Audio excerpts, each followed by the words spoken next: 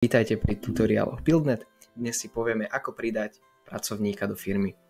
V našom hlavnom menu v kategórii Ostatné si jednoducho klikneme na odkaz Pozvať kolegov a zobrazí sa nám odkaz, ktorý slúži na pozvanie akéhokoľvek kolegu do našej spoločnosti.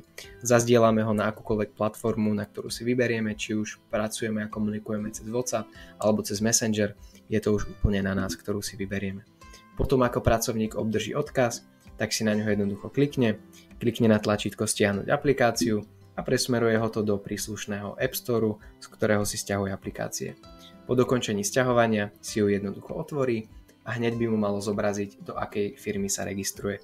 Je to vlastne tým, že otvoril si odkaz a v tom odkaze bol zaregistrovaný nejaký link, ktorý automaticky prepojí s vašou firmou. Niekedy sa však stane, že skončí na tejto obrazovke, že ho to hneď nezaregistruje a v tom prípade je potrebné na odkaz kliknúť ešte raz a takýmto spôsobom vlastne otvoriť aplikáciu. Toto by ho opäť malo prepojiť s tou vašou firmou.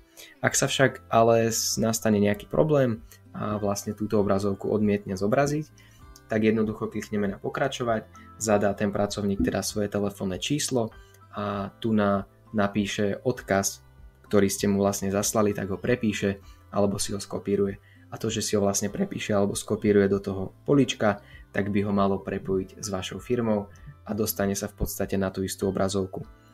Jednoducho už iba zadá svoje meno, číslo už zadával, takže to nemusí a zadá kód, ktorý mu príde do SMS-ky.